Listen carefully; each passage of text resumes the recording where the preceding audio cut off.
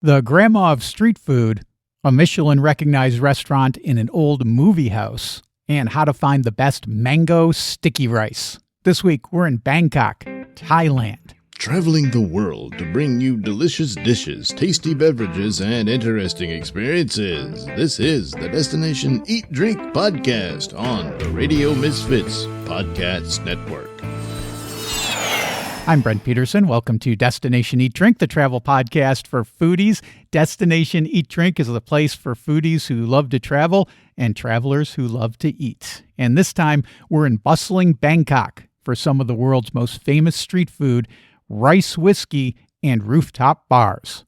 But first, do me a favor and share the podcast with your friends in social media and help us get the word out about Destination Eat Drink. You can also support Destination Eat Drink by purchasing one of my foodie travel guides at buymeacoffee.com/Destination Eat Drink. Just click on the extras tab and check out the foodie guides to cities like Seville, Lisbon, Milan, and many, many more.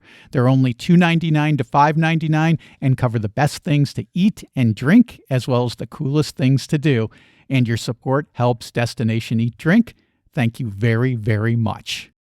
Lucian Reed-Drake is the co-founder of A Chef's Tour, a foodie tour company that takes people around Bangkok, Thailand, as well as several other cities around the world. Lucian's website is achefstour.com. He tells me about visiting Bangkok for the first time as a teenage backpacker and then deciding during COVID to make the move and make Bangkok his home. We talk about how Bangkok balances its historical character while embracing modernity, the best coffee in the city, and an incredible story of the Portuguese woman responsible for many Thai desserts. Okay, I'm starving, so let's eat. Destination Eat Drink.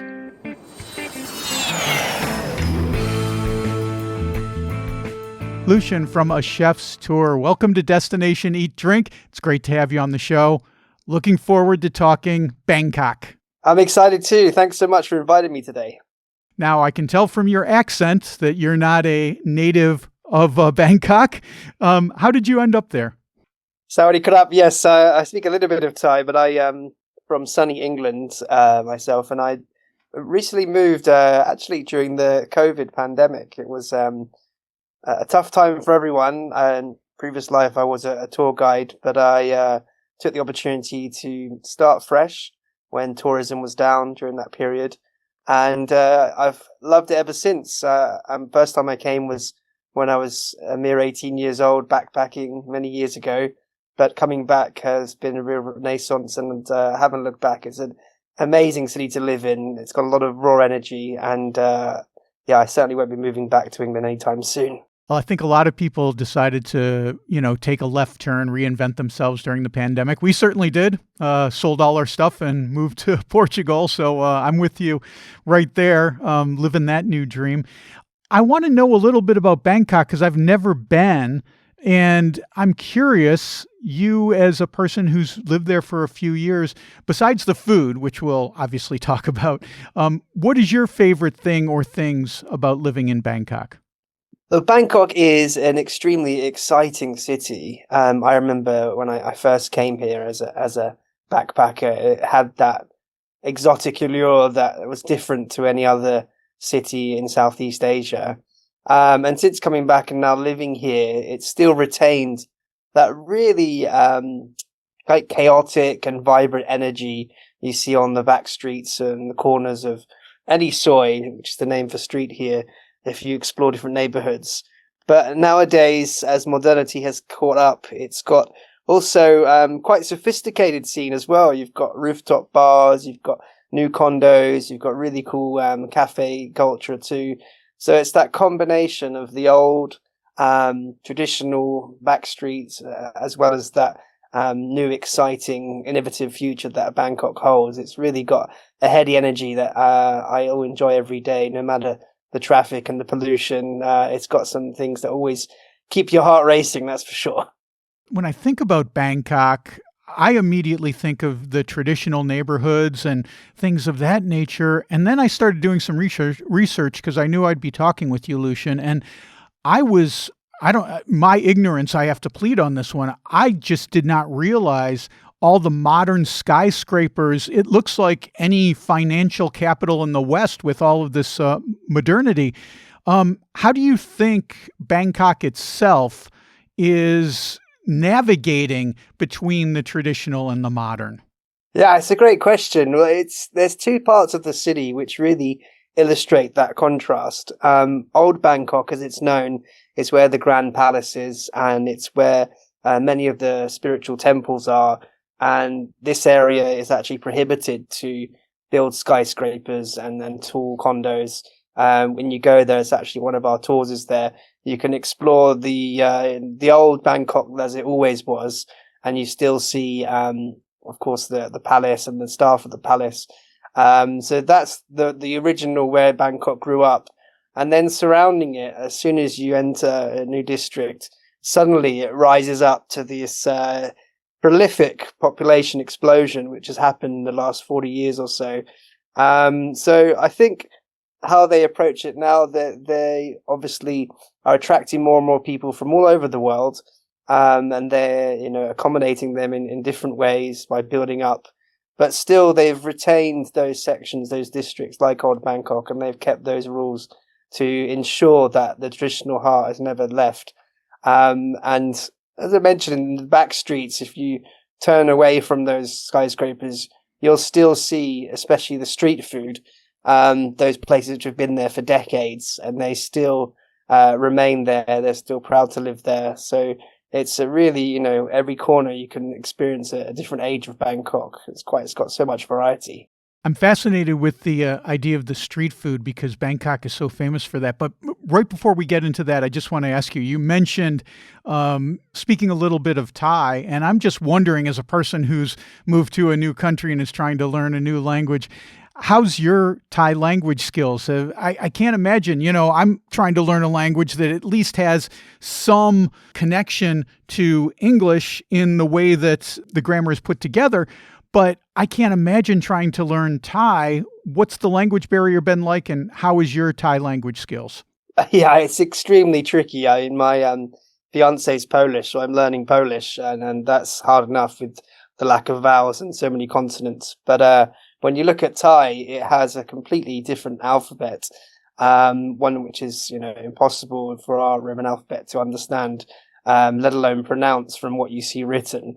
And when taking some Thai lessons, you have different tonalities in the Thai language. So one word could have 5 different sounds and then 5 different meanings.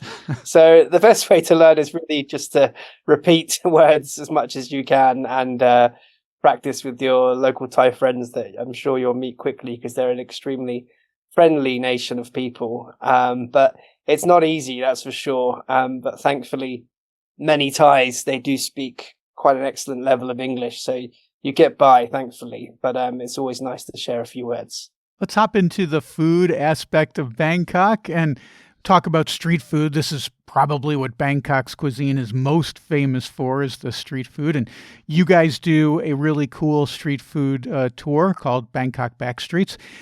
Tell me a little bit, give me an overview of that tour, and what are some of your favorite dishes that we might get there?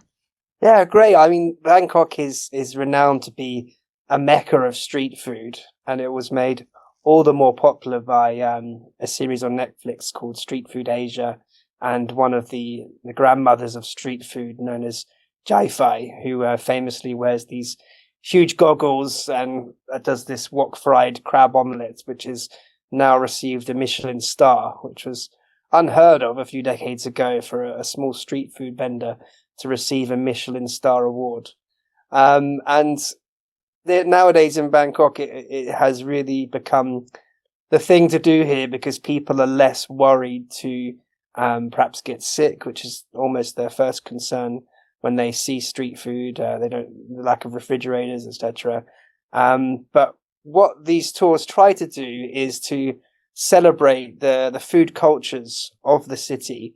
That we visit places that are family-owned vendors that have been going for sometimes 50 or 60 years, and they have a long line of locals that still come, and really just to admire the the impressive nature of these family-owned vendors that are just cooking by that wok for many decades, still going the same recipe, but somehow they retain this loyal crowd.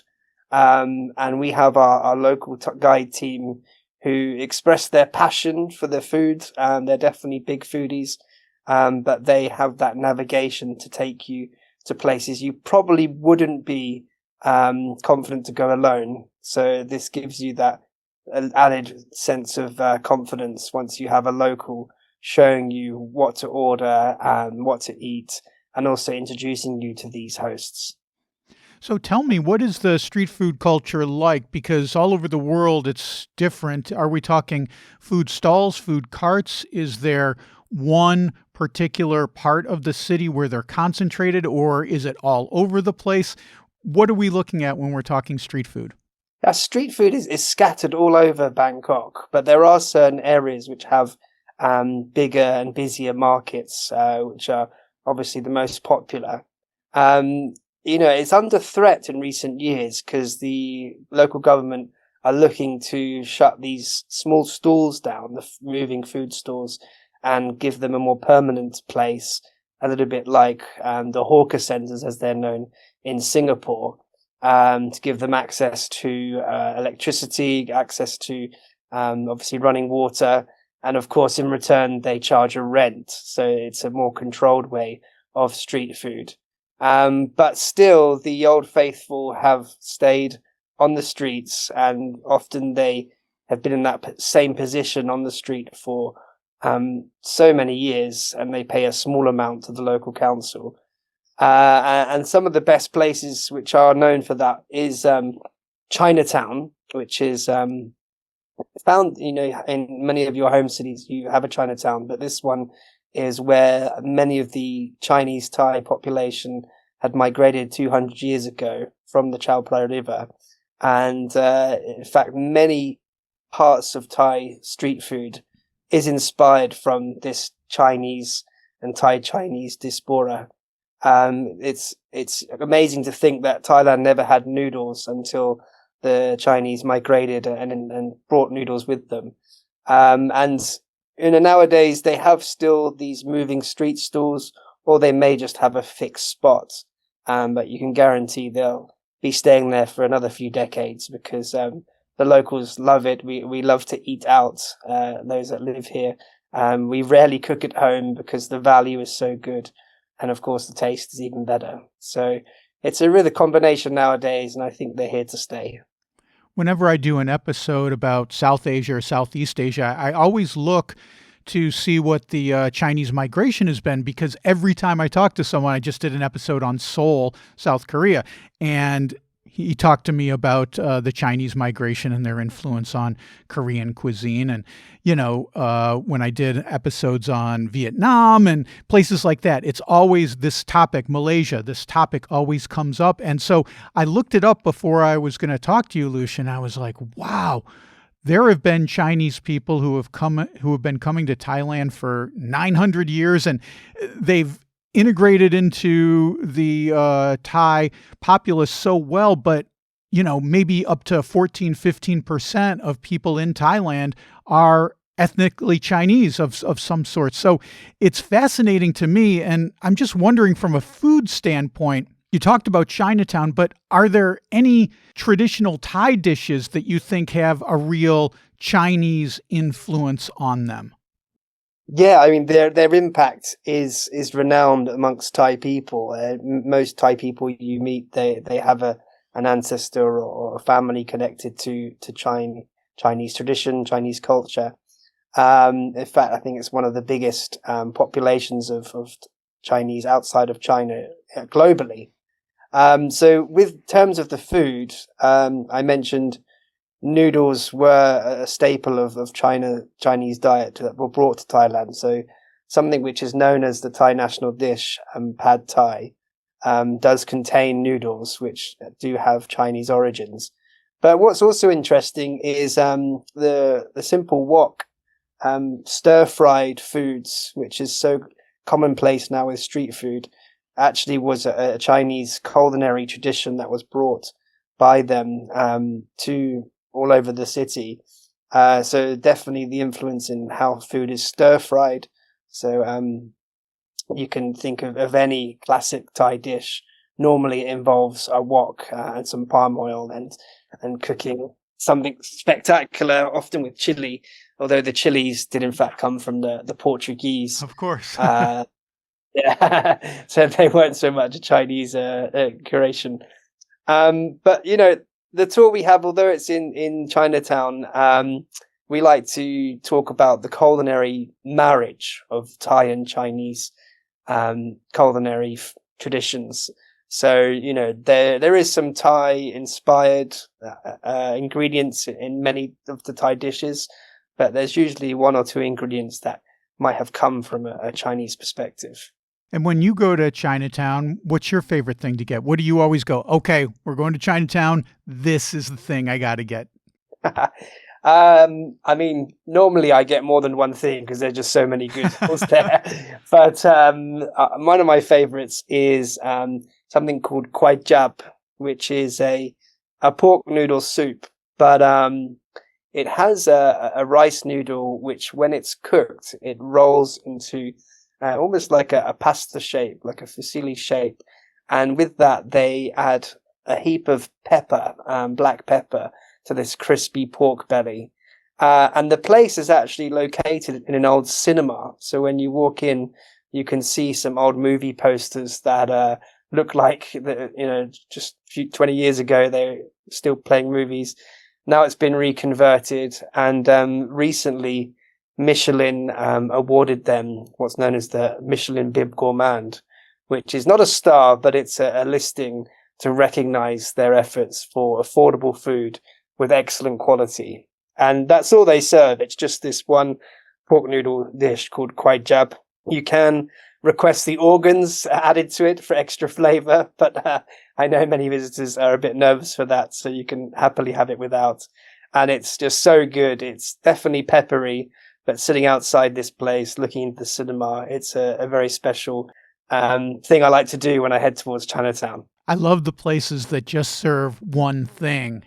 We were in northern Spain recently and went to a city called Logrono that's known for its little plates, for its little tapa type dishes. And there were lots of places that served just one thing. There was one place we went into, they made a tower of mushrooms. And the only decision you had to make, you didn't have to decide on the dish. The only decision you had to make is whether you wanted it with shrimp or without shrimp. That's the only question they ask you. And how many beers do you want with it? And those places inevitably are awesome because they only do one thing. So they better do it good or they're going to close down real quick.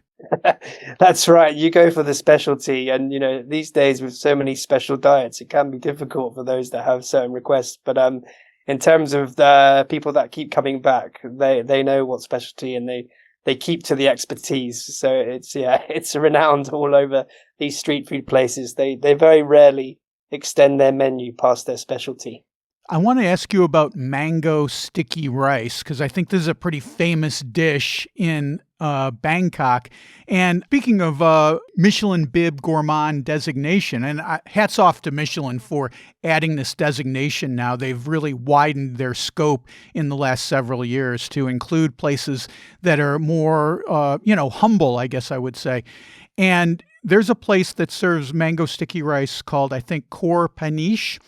And I'm just wondering, mango sticky rice, first of all, describe what it is and how do we find a really good one? Because I think pretty much everyone's making mango sticky rice in Bangkok. Yeah, I mean, for our tour, we were somewhat hesitant to include it because it is such a classic dish. Our tour likes to focus on something maybe lesser known because when guests come to Thailand in general, everyone's gonna eat the mango sticky rice because it's on almost every menu, whether it's a tourist menu or a local restaurant.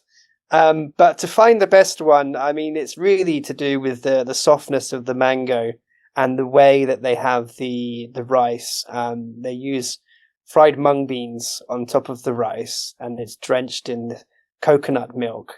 And the beauty of a good mango sticky rice is combining the classic flavor profile of Thai food. So they always like to have if possible, spicy, but in this case, it's a dessert, but a sweet, a bit of sour, kind of combination of all different flavors. So in this case, we've got the slight blandness of the sticky rice, the sweetness of the mango, then that coconut milk also balances some of that flavor with the fried mung beans. And for the place you mentioned, Cape Anish, I think really it's just the freshness of the mango that makes it, but also the way they appropriate each of those flavors. And not all rice is as crispy and as delicious as the next one. So, we always say street food was not created equal, even though they sell the same thing. You really have to look out for the best ones, because they're the ones which have the long lines and the reputations. I love when the rice gets crispy, and I love when the mango is perfectly ripe. We grow, and when I say we, I mean Portugal. We grow in southern Portugal these little baby mangoes, and I think the season just started here, and I bought a couple, and I was disappointed because when I got into it, it was still not quite ripe, so it was a little bit disappointing. I think I need to wait a little bit longer in the season to get a good one. So good advice about looking for the freshest, ripest mangoes. I don't know how you would tell. I guess you got to go to one of these places with a long line, like you said, Lucian. Yeah. Yeah, I think that's right. I mean, it's a matter of research. I mean, don't just pick up the one which serves it on the menu. Look out for, I mean, there's things online, but really look out for those ones which you can see with more locals than tourists, because they know that amazing complex flavor, the saltiness of the rice and the sweetness of the mango. It's that combination which creates their notoriety. Let's talk about a couple other famous dishes in Bangkok, and I want to ask you about something, and you're going to have to excuse my pronunciations on these. Obviously, I don't speak Thai, but I'll do my best. I think the Thai language, when they translate to English, they try to make it as phonetic as possible, so maybe I'll struggle through a little bit. But with that said, I want to ask you about a specific dish called miang kham. Am I saying that right? And what can you tell me about that dish? Great, Brent. You're excellent. I'm really impressed. It's not an easy language to master, so no, I understood, and I'm sure that the locals would too. I'm so glad you mentioned this one, because it is something which is probably not on every visitor's menu or radar when they come to Thailand, and you can only find it in really local places, local market, or a Thai restaurant that really, shows all of the classic dishes. Miang in Thai actually means assorted, and kham literally means one bite. So everything is mixed in this bite-sized wrap, and the basis of the wrapping is what's known as betel leaves. These thrive in Thailand's rainy season from May to October. And then the leaves are laid out, and you can either make it yourself or the person can make it for you. And you put this explosion of flavors inside. So typically there is dried shrimp, peanuts, dried or normally roasted coconut meat, coconut sugar, shallots, which is like an onion, ginger, and also slices of lime, including the peel. And if you're feeling brave and you want to be like a local, then you can add a fresh chili. These are green bird's eye chili peppers usually. Don't be deceived by the size. What they say, the smallest chilies are the most spicy. So you can also put just a small piece of that chili in. And then once you've put all of these ingredients inside the leaf, you wrap it up and then you eat it all as one. They call it the food bomb because it will explode in your mouth with all those different flavors. But it ticks off all those boxes. You've got the sweetness of the syrup, the sourness of the lime pulp, the bitterness of the lime skin as well, bit of saltiness from the shrimps and the nuts, and then the umami flavor with the fish sauce, which is also added to it. No, not to mention the richness of the coconut and the spice as well. So this is really something which is a bit of a DIY. You make it yourself into this fantastic snack. But the history of it's fantastic too, because it dates back to King Rama V, one of the revered kings of Thailand, over 100 years ago. He talked about this in his book. They used to use pickled tea leaves, and if you ever go to perhaps a temple ceremony or some special occasion in Thailand, they may have miang kham, but with lotus leaves as well. But the betel leaves are known to be a nice appetizer, and it's also helps the body cool down in the summer heat because it sure is hot here. And I do love to have these as a fantastic snack. And every time I have visitors, I normally get them to take some home with them because it's difficult to find outside of Thailand. I'm familiar with the betel leaves from episodes I've done about India, but I don't think these are the same ones that have the psychoactive properties in them. Is that correct? That's right. Yes. I mean, we do have a tour in India, and those ones, they have a little bit more kick to them, and sometimes they're mixing with tobacco and things.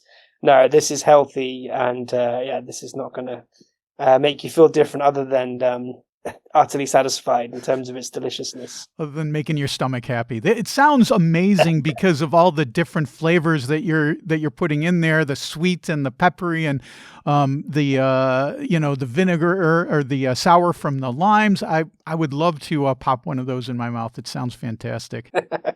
Can we talk a little bit about desserts? I want to talk about this steamed coconut pudding called khanom tuay. And I'm just wondering, is this something that we would have for breakfast, lunch, dinner? Because when we think of sweets in the West, it's often as a dessert comes at the end for maybe lunch, but probably dinner.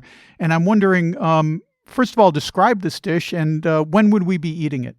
Another great choice. Khanom tuay is a traditional Thai dessert.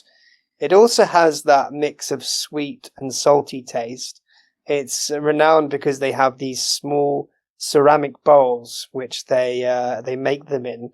There's like a cooked coconut sugar on the lower layer, and then they add coconut milk and salt on the top layer. And it's simply steamed for about 5 to 10 minutes. And you can add some things like pandan leaf, which is often used as a green coloring, this leaf which slightly changes the flavor too. Or butterfly pea, which has a light blue or some say purple color. They say it's similar to a French creme brulee, but it's much lighter. And it's commonly found mostly in local markets. So at lunchtime, you can have them. Thais do have a bit of a sweet tooth. I must admit that palm sugar is in almost everything, including the savory dishes. So their affinity to having any time of day those type of desserts is certainly something that happens, all time of day, whether it's at the start of a meal, at the end of a meal. It's also quite refreshing, especially in the humidity. But, if you're used to having a dessert at the end of the meal, it's definitely a sweet thing to try. So perhaps it could be a nice treat at the end of something. But we have it all times of day because it is a light, refreshing, and really tasty small dessert, which is extremely inexpensive as well. Do you have any other favorite desserts that you have living in Bangkok? There's a few. There's quite an interesting mix of desserts here. One in particular, which is a bit unusual, but I must admit not everyone likes it, is like an egg custard flan. It also uses mung beans, coconut milk with egg. Interestingly, the lactose and milk, the cow's milk, is rarely used for desserts here. It's a little bit different to perhaps what you're used to, but the coconut milk is the key feature. And this egg custard flan actually has a rather unusual savory addition. This has a crispy fried shallots. Again, we got that savory complementing the sweet. So shallots are on top, all nice and crispy, again, different texture. And the history of this dish is what I also love to explore, is a famous Portuguese history. In fact, this lady called Maria Guarama de Pina, she was known as the creator of many Thai desserts we see today. She lived in a place called Ayutthaya, which was the old capital of Siam, the old name for Thailand, about 300 years ago. And she, during the Siamese Revolution between Siam and France, actually was captured by the Siam leader, and she was forced to work in the royal kitchens. But even after she was freed, she actually stayed there, and she has been credited to a number of desserts we see in the Thai menu today. Some like thong yop, thong yip, and thoi tong. These are names which always use egg yolk as an ingredient. Of course. Yes, you can see why the Portuguese tradition has worn off here. Sometimes, yeah, it's a byproduct of the heavy use of the egg whites. And also, the Thais are very auspicious. They often believe in luck, and the golden color was known to be auspicious, so it symbolizes a long life or undying love. So it was often used in the royal ceremonies. But now today, if you look at a selection of Thai desserts, usually you can find this thong, this golden egg yolk, added to the ingredients. There was quite a famous historical drama series called Love Destiny, which if you ask any Thai, they know about this. It's an Anglo-Thai actress called Cecilia Nena, and she portrayed this lady Maria Guanama. So 300 years of history have come alive still today. And if you've been to Portugal and you're living there at the moment, you'll see some similarities, but it's rather unusual. The name is khanom or gang. Khanom is a common word for like a small dessert taste, moakang, and that has the fried shallots. So it's not for everyone, but it's definitely one of the classic egg desserts you'll find here. A bit of, again, combination of savory and sweet. That is a fascinating story. I never knew the Portuguese were there, and I'm so happy to hear that they're importing the desserts as well. Did Portugal have a colony in Thailand, or I'm wondering why she was even there in the first place? Yeah, that's interesting too. Well, Siam actually has never been colonized by any other country. It's one of the only Asian countries that's never been colonized. This was actually a lady who was from a family of Portuguese ancestry and married a Greek adventurer. His name was Constantine Phocon, and he was rising as a minister of foreign affairs in the Thai royal court. So he is a political connection as opposed to the colonizer connection, although you can find an old Portuguese settlement in Ayutthaya. As I mentioned, this is the former capital, so nowadays it has numerous temples and history dating back more than 300 years. But yeah, one of the revolutions between Siam and France, a different country, involved her being captured. So although there was no colony, there was certainly a few battles, especially with the Burmese.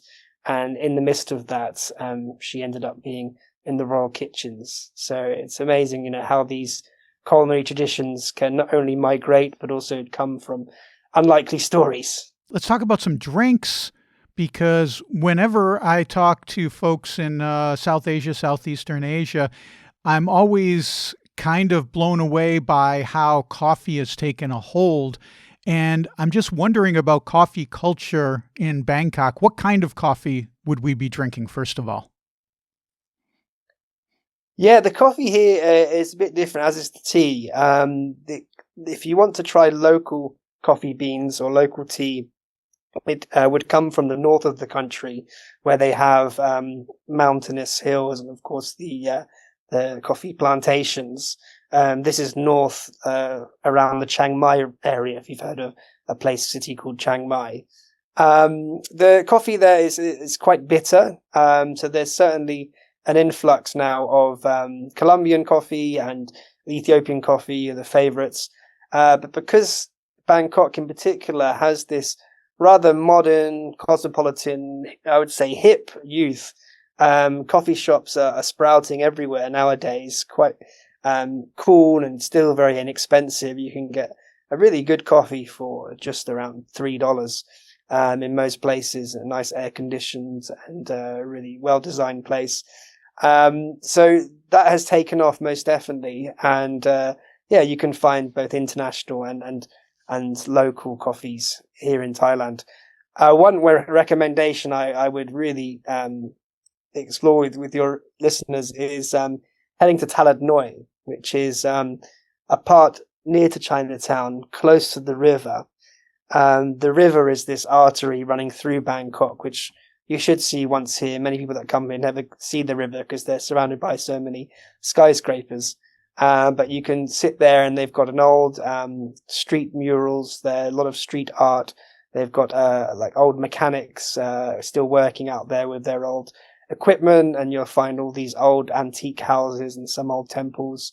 You can sit by the river, and there's plenty of really fantastic coffee shops to head to, and it's definitely worth a few hours exploring, because most people, they just head to Chinatown for the street food, but the next neighborhood along, I really recommend heading there for a great coffee. The name, once again, is Talad Noi. You'll definitely enjoy it there, and you'll get to see the river. Great recommendation. Let's talk about Thai rice whiskey, the so-called Lao Cow. I've never had it. I'm curious about it. What can you tell me about it? Whew, well, if you want a fun night, you can start with the lad. Okay. Yeah. Very strong, very strong. When I first came here, my Thai friends certainly introduced me in a loud and animated way. It is something which is very high in percentage, but normally only had as a shot, although you can buy bottles. We do actually have one shot of it on our street food tour, because it is such a part of local culture. It's worth trying. Lad Krau initially comes from rice, so it was made with glutinous rice. This was distilled into a white spirit, typically a homemade spirit is the best Lad Krau. You can find this nowadays in 7-Eleven or any small vendor. If you want to buy a bottle, it's around 60 baht, which is $2 for a bottle, small bottle. Otherwise, you can get a shot from a local stall for around 10 baht, which is around 20 cents in dollars. And it's got a kick. It's around 40%. Another variation of Lad Krau is Yadong, which is considered a rice whiskey. And this is infused with a handful of herbs, roots, and spices. It's typically a darker color, and it's supposed to be a medicinal remedy. Although some Thais would tell you it's got some libido skills, and it makes the everyone strong and happy, and a bit of an aphrodisiac. So I would pair that with a small plate of sour unripe mango. That's typically had with it. It's like a green color, slightly hard unripe mango. And you dip that in a combination of salt, sugar, and chili. It's called prik gua. We had this on the tour too, so yeah, you can maybe balance that flavor again with something. But yeah, a few shots is enough.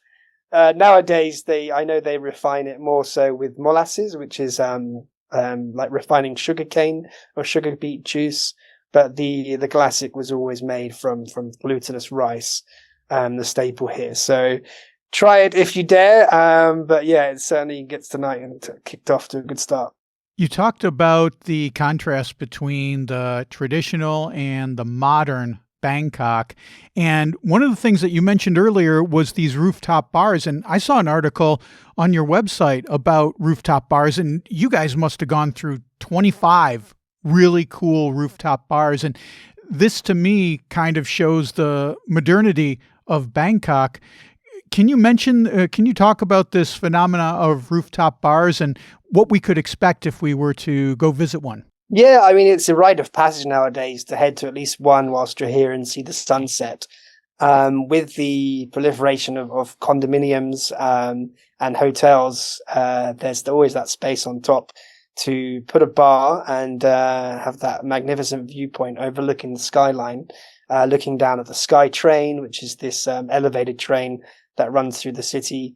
You can certainly see the river from there with the sunset if it's a clear day.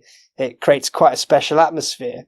and around Sukhumvit, which is a lot of where the expats live, but it's the developed center location of the city. There is scattering of these places. My favorite is probably Above 11 or Octave. And with this, you've got cool music, you've got not too expensive cocktails, and you've got just the thrill of that viewpoint. There are viewpoints around the city which you can go as a tourist and pay a ticket, but why not get a drink with it and enjoy the normally quite lovely surroundings of the hotel bar or the condominium bar, and it really creates a nice memory, especially at that sunset period. So I certainly recommend it. If you come here, go to at least one. It's worth it for the views. I would imagine we probably won't have Thai rice whiskey while we're enjoying the sunset from one of these rooftop bars. What kind of Thai cocktails could we expect? I have to imagine that coconut milk is somehow involved in a cool Thai cocktail. Yeah, great. That's true, of course. I mean, there's all sorts of combos. Even I've seen ones with kaffir lime leaves and ingredients for Thai curry inside a cocktail. But something you should try whilst you're here is Samsung, which is a Thai rum which has been popularized throughout the country. And this can be combined with all of your classic rum cocktails. But they say Samsung, and I have to agree, doesn't give you a hangover, so that must be a bonus. But it's a really tasty rum. It's not too harsh, and it's got a slight sweetness to it. So I would recommend trying any cocktail with Samsung. It's worth it. It's definitely got a great flavor, not too strong. Well, Lucian from A Chef's Tour, it's been great talking to you. If folks want to get in touch with you, they can go on achefstour.com. You guys started in Bangkok. You have tours all over the place now, so lots of cool places to explore, including Bangkok. Thank you so much for being on the show. It's been great talking to you and learning about the cuisine and the culture of Bangkok. My pleasure, and I'd love to welcome you here once again. And anytime we introduce each other in Thailand, we say, "Have you eaten rice yet?" That's the the common greeting here. So I hope you'll come and eat when you visit this city. I lived in Rhode Island for many years, and that's the equivalent of jeet. Did you eat? But it's J''EET. Jeet. Fantastic. I have to learn that one. That's great. Okay, that's Lucian from A Chef's Tour. Like I said, you can reach Lucian or book a tour at achefstour.com. He's certainly got his finger on the pulse of Bangkok. Sounds like he's carved out a great life for himself there. Well, that's it for this week. Next week, we are in Marrakesh for couscous on Friday, a labyrinth of 20 markets, and a Moroccan donut called sfenj. Don't miss that. Until then, Destination Eat Drink is open for business. Get over there to check out my latest article about a magnificent palace in Portugal where the royal family spent their last night before their exile to England. You can read that at destinationeatdrink.com/blog. I also just posted a new video. It's about life in Portugal and whether I should call myself an immigrant or an expat. And while that may not sound like it's a controversial subject, it actually is. You can see that by clicking on the video tab at destinationeatdrink.com or by going to youtube.com/@destinationeatdrink946. And guess what? I'm also on Substack now. You can check out my stories about life in Portugal at destinationeatdrink.substack.com. And finally, I posted a bunch of foodie travel guides at Buy Me a Coffee. Lisbon, Porto, Cordoba, Seville, lots and lots of others. I share all the best things to eat and drink there that I've discovered during my travels and the best places to get them, plus the best things to see and do. You can buy and download the ebooks at buymeacoffee.com/destinationeatdrink and click on the extra tabs. And thank you very, very much. Destination Eat Drink is distributed by the Radio Misfits Podcast Network and Ed Silla. Thanks, Ed. I'm Brent Peterson, and I'll see you down the road. Join us next week for another culinary adventure on Destination Eat Drink, a presentation of the Radio Misfits Podcast Network.